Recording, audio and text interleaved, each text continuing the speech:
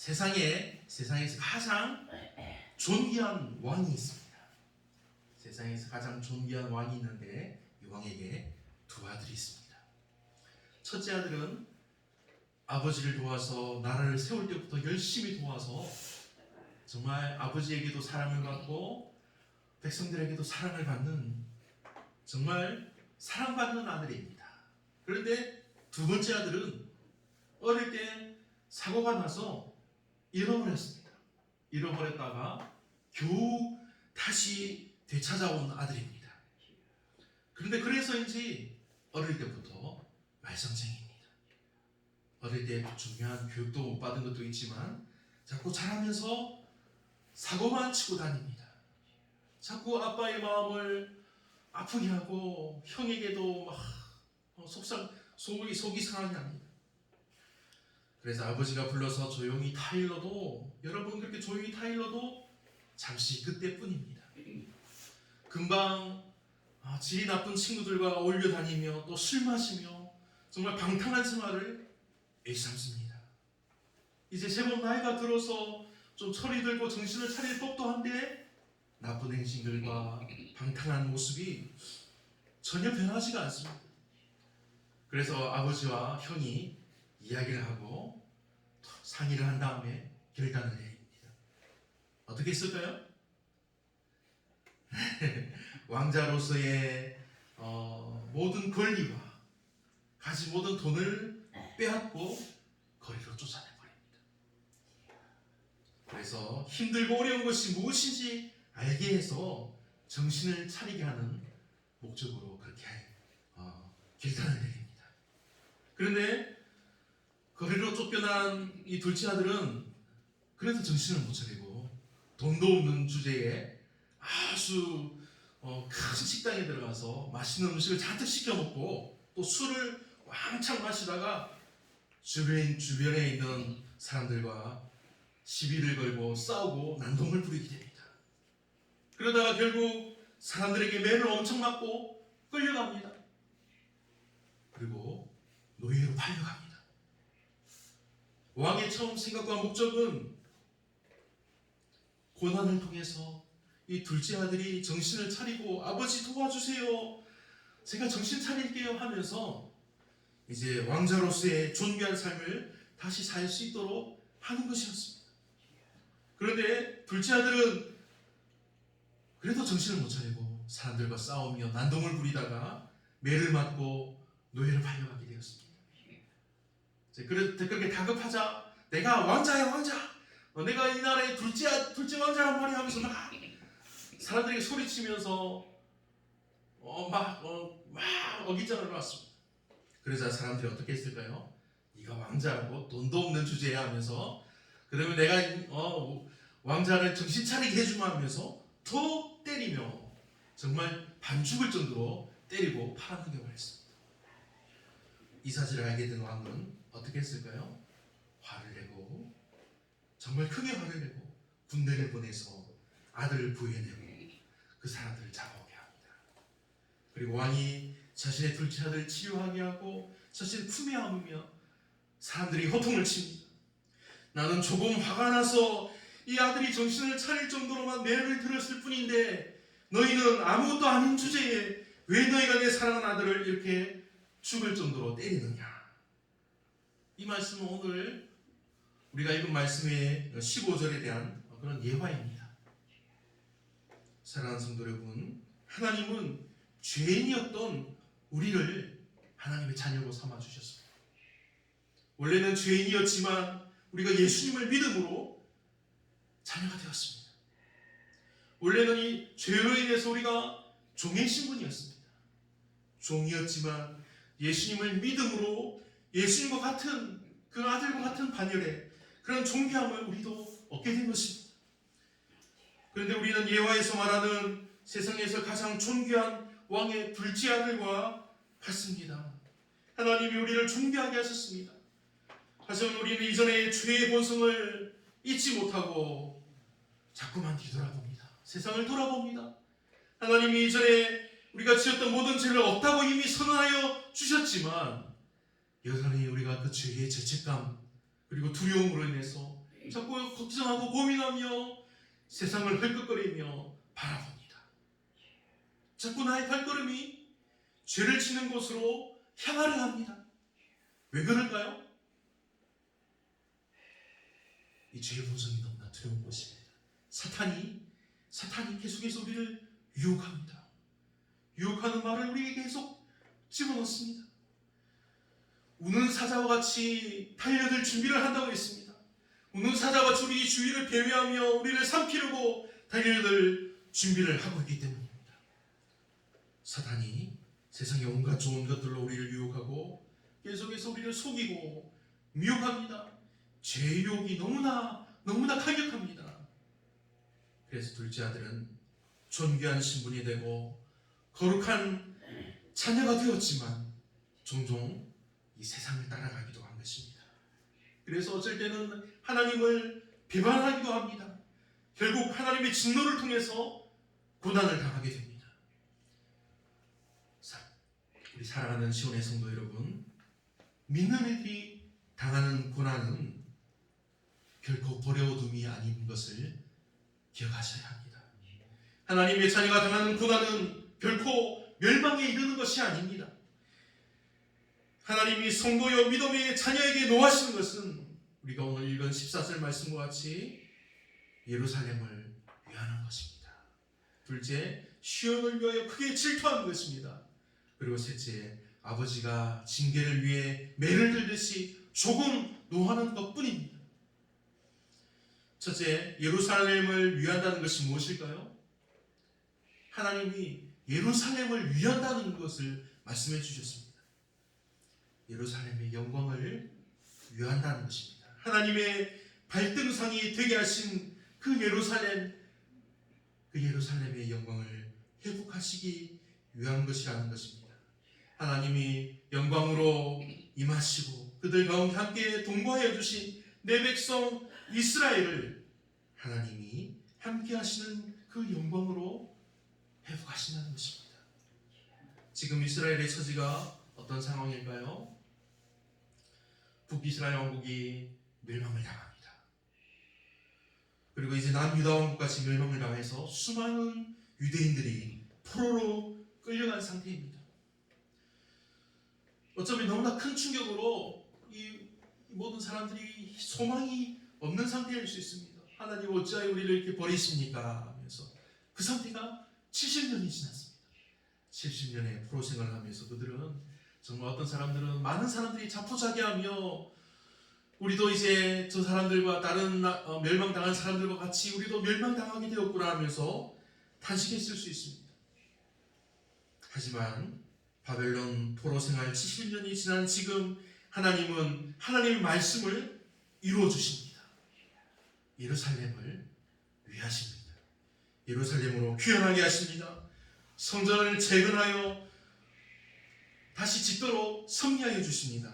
하나님의 발등상이던 예루살렘을 그 영광을 그 하나님의 은혜를 그들에게 회복하여 주신 것입니다.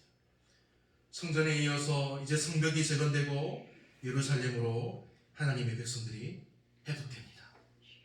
이 놀라운 은혜를 하나님은 하나님 말씀을 통해서 사랑하는 믿음의 자녀요 그 거룩한 백성된 그 이스라엘에게 이루어 주셨습니다. 이것이 예루살렘을 위하시는 하나님의 열심입니다. 둘째, 시온을 위하여 크게 질투하는 것이라 했습니다. 질투하면 다들 잘 아시죠? 질투, 드라마에도 질투가 많이 나오고 우리 권사님들, 집사님들도 질투 많이 해보셨을 거고 저도 질투 많이 해봤습니다. 질투는 다른 사람을 시기하여서 미워하는 감정을 말합니다. 성경을 통해 하시는 하나님 말씀을 하나님만을 사랑할 것을 요구하면서 그것을 어길 때 하나님이 질투하신다고 말씀하셨습니다. 출애굽기 34장 14절 말씀에 너는 다른 신에게 절하지 말라 여호와는 질투라 이름하는 질투의 하나님이니라. 신명기 32장 16절 말씀에 그들이 다른 신으로 그의 질투를 일으키며 가증한 것으로 그의 진노를 격발하였도다. 신명기 32장 21절 말씀입니다. 그들이 하나님이 아닌 것으로 내 질투를 일으키며 허무한 것으로 내 진노를 일으켰으니 나도 백성이 아닌 자로 그들에게 시기가 나게 하며 어리석은 민족으로 그들의 분노를 일으키리로다. 아멘. 스바냐 말씀입니다. 스바냐 1장 18절 그들의 은과 금이 여호와의 분노의 날에 능히 그들을 건지지 못할 것이며 이 온 땅이 여호와의 질투의 불에 삼켜지리니 이는 여호와가 이 땅 모든 주민을 멸절하되 놀랍게 멸절할 것이미로다. 이처럼 하나님이 질투하신다는 말씀은 자기 백성을 사랑하시는 하나님의 열심과 그리고 우상 숭배를 경고하시는 하나님의 그런 강력한 좀 강렬한 사랑을 알 수 있게 하는 말씀입니다. 하나님은 분명 질투하시는 분입니다. 그런데 하나님의 질투가 우리 사람들의 질투와 다른 것은 하나님의 질투는 하나님께서 자신의 거룩함을 나타내시는 방법이기 때문입니다. 그리고 하나님의 질투는 하나님의 거룩함을 따라서 우리 백성들, 우리 자녀들, 우리도 그 하나님의 거룩함을 따라 살게 하시기 위한 방법이라는 것입니다. 그래서 하나님의 질투는 10계명의 첫 번째 계명과도 연결이 됩니다. 너는 나 외에는 다른 신들을 내게 있게 말지니라. 왜냐하면 이것은 하나님의 백성들의 주변에 사는 그런 이방 신들과 세상의 문화에 대해서 그런 영향을 받아서 죄를 범하는 것에 대해서 하나님의 마음을 질투라는 인간적인 표현을 써서 말씀해 주신 것이기 때문입니다.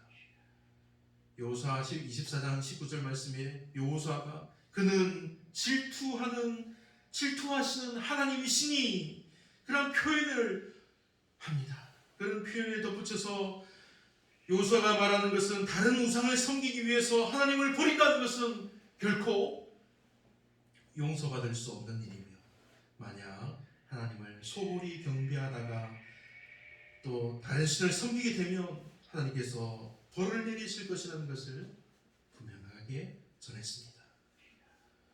우리가 여기서 꼭 기억하고 조심해야 할 것은 여호수아 24장 20절 말씀입니다. 만일 너희가 여호와를 버리고 이방신을 섬기면 내가 너희에게 복을 내리신 후에라도 돌이켜 너희에게 화를 내리시고 너희를 멸하시리라. 이 말씀 우리는 기억해야 합니다. 그러니 우리는 죄를 범하고 실수를 하더라도 우리가 잘못을 저지를지라도 즉시 우리의 마음을 돌이켜서 우리의 믿음의 주여 온전케 하시는 예수를 바라보아야 합니다. 주님께로 돌아와야 합니다. 오늘 본문의 말씀을 통해서 알 수 있는 사실은 지금 본문 말씀의 대상자, 이 말씀을 듣고 있는 이스라엘이 하나님의 질투를 통해서 거룩한 산 시온, 즉 하나님이 영광으로 함께 하시는 거룩한 산 시온으로 회복되기를 원하시는 것이 하나님의 마음이라는 사실입니다. 하나님은 질투하셔서 징계하시고 벌을 내리시고 막 혼내시는 것만이 아니라 그 백성이 하나님의 자녀들 이스라엘이 하나님의 거룩한 산 시온으로 하나님의 영광이 함께하는 그 시온으로 회복되기를 원하신다는 것입니다. 하나님은 자녀인 이스라엘이 또다시 범죄하고 또 악한 길로 달려가려고 할지라도 이스라엘이 다시 거룩한 백성으로 회복되기를 원하신다는 말씀입니다. 왜냐하면 악한 길로 달려가는 이스라엘이 받을 상처와 그 고난과 그들이 받을 징계가 얼마나 처절하고 아프고 슬플지 아시기 때문에 그 아픔까지도 위로하시려는 그 마음이 아버지가 되어주신 하나님의 마음입니다.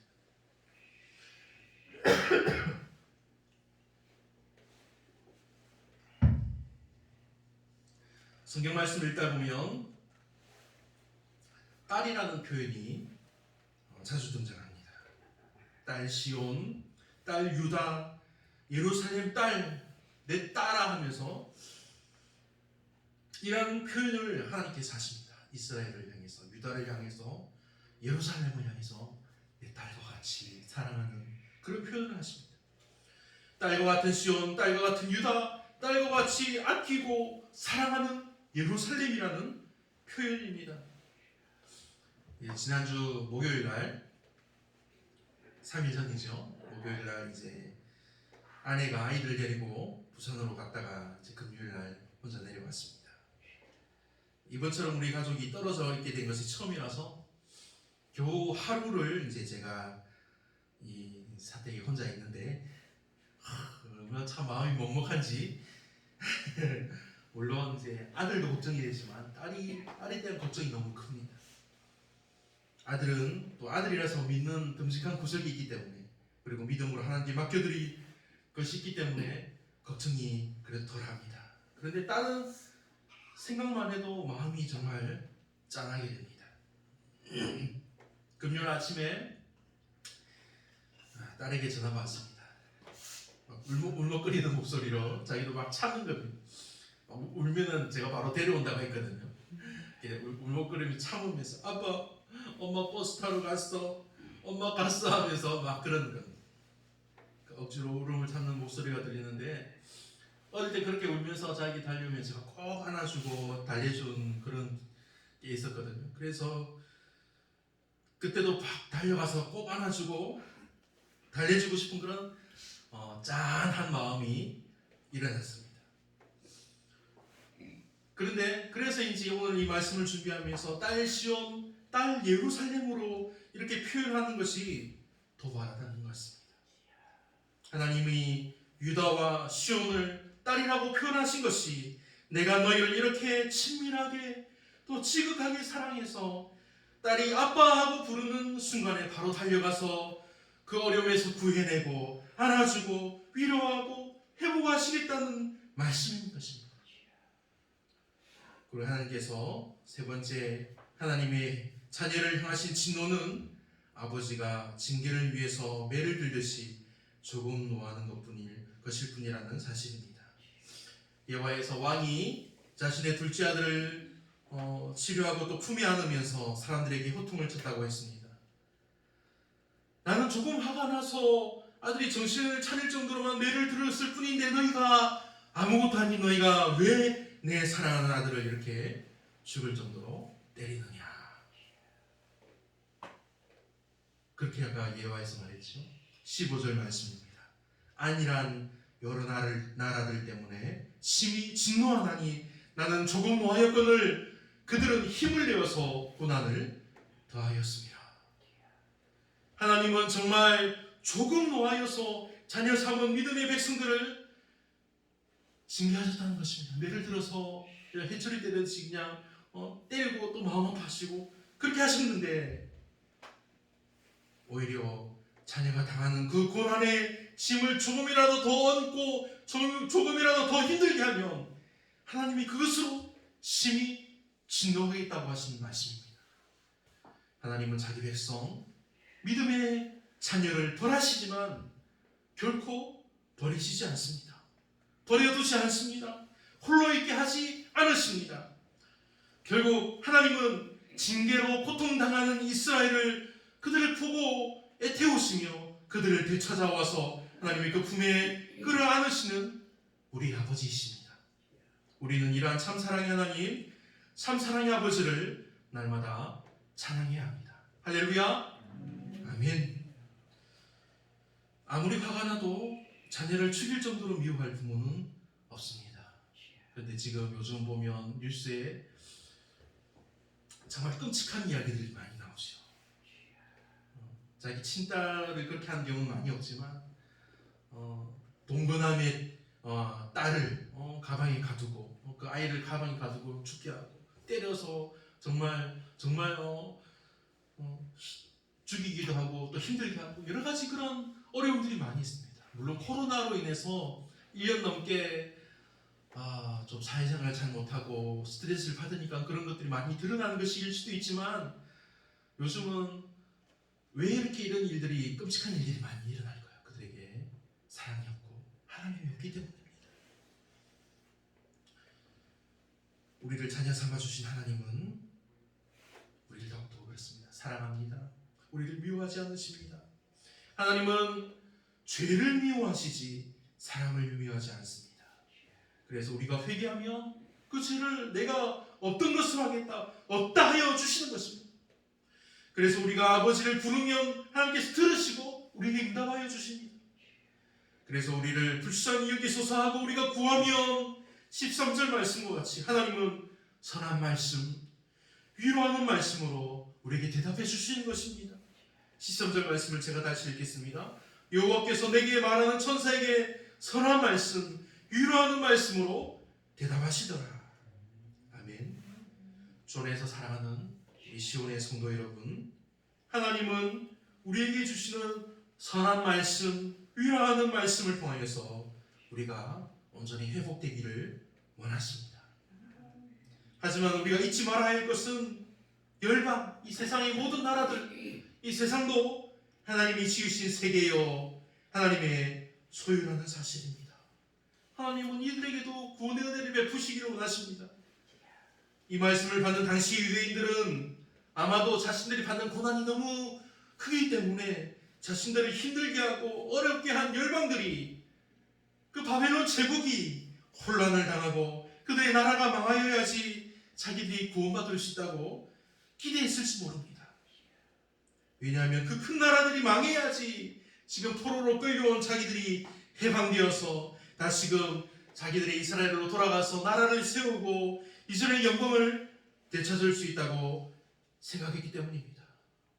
하지만 11절 말씀에서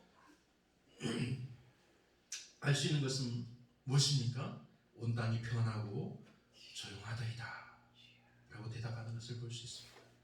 사람의 생각으로 볼 때는 이제 도저히 이스라엘이 회복될 방법이 없습니다. 세상의 방법으로는 시온의 영광을 되찾을 방법이 전혀 없습니다. 하지만 하나님은 이때 말씀하여 주십니다. 16절 말씀입니다.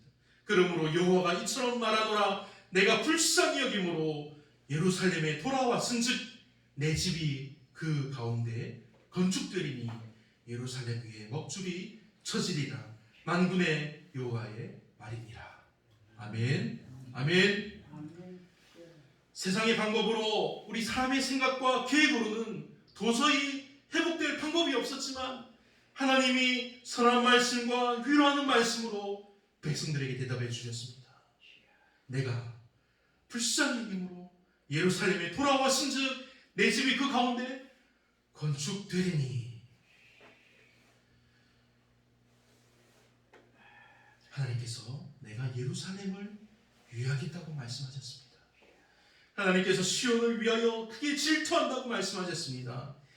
하나님이 질투하신다는 말씀은 하나님이 회복하시겠다는 약속의 말씀입니다. 하나님이 내 집을 회복하신다고 하셨습니다. 먹줄이 쳐진다고 이렇게 표현이 되어 있는데 먹줄이 무엇입니까? 공사를 할 때 이제 측량을 하고 공사 이제 우리가 도면을 그린 듯이 땅에 먹줄을 통해서 탁 튕깁니다. 그러면서 땅에 줄이 쫙 꺼지죠. 그러면서 공사를 시작하는 이제 그것을 말합니다. 먹줄을 칠 때는 사람이 여러 명 필요합니다. 이 먹줄이 쳐진다는 말은 큰 공사가 이제 시작될 것을 말합니다. 그것을 또 감당할 수많은 백성들도 몰려오게 하신다는 말씀입니다. 그것은 17절 말씀과 같이 나의 성읍들이 넘치도록 다시 풍부할 것이라는 확실한 하나님의 약속의 말씀입니다. 하나님이 이렇게 확실하게 회복하여 주실 것을 말씀하고 있습니다.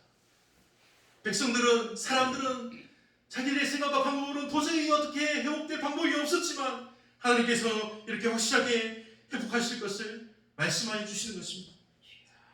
17절 말씀에 그가 다시 외쳐 이르기를 만군의 여호와의 말씀에 나의 성읍들이 넘치도록 다시 풍부할 것이라.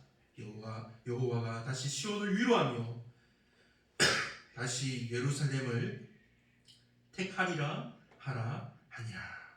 아멘.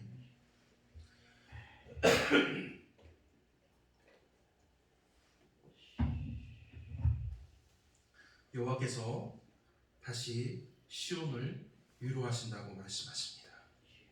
여호와께서 다시 예루살렘을, 하나님의 전을 택하신다고 약속하십니다. 이보다 더 크고 확실한 약속은 세상에 없습니다.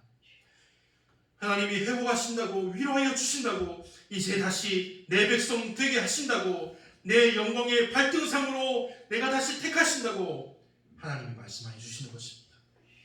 믿음의 자녀여, 시온의 성도된 사랑하는 여러분, 때로는 세상이 우리를 힘들게 합니다. 또 때로는 세상이 우리를 유혹하여서 우리로 욕심이 나게 합니다. 그래서 때로는 우리가 세상을 원수와 같이 여겨지기도 합니다. 하지만 세상은 우리가 품고 기도해야 할 선교지요, 또 우리가 전도해야 할 사역지입니다. 하나님께서 우리에게 이 귀한 일들을 맡기셨습니다. 물론 세상이 오히려 믿음의 사람들인 우리를 원수와 같이 대하고 우리를 핍박하고 정말 말할 수 없이 힘들게 할 수도 있습니다. 그러나 우리는 세상이 망할 것을 바라는 것이 아니라 오히려 그들을 긍휼히 여겨야 합니다. 그들이 망하면 우리가 흥할 것 같아도 결코 그렇지 않습니다. 오늘 우리에게 주신 말씀, 하나님이 주시는 선한 말씀, 위로의 말씀을 듣게 되는 복이 있기를 바랍니다. 우리가 이 말씀을 듣고 순종하면 하나님의 그 말씀이 우리에게 선하게 역사하여 주십니다. 하나님이 저와 여러분을 위로하여 주십니다. 하나님이 우리 교회를 회복하여 주십니다. 하나님이 우리 교회로 하여금 택하신 교회, 사명 있는 교회 되게 하실 것입니다. 그러니 지금 우리가 당하는 어려움과 고난이 정말 위기라고 생각될 정도로 힘들지라도 우리가 낙심하지 말고 포기하지 말고 정말 다 함께 믿음으로 하나님께 구하기에 힘쓰는 저와 여러분들이 되기를 간절히 바랍니다. 그래서 저와 여러분과 우리 교회를 하나님께서 반드시 선하신 말씀과 위로의 말씀으로 회복하시며 주의 성령으로 항상 동행하여 주시기를 우리 주 예수님의 이름으로 축복하며 기도합니다.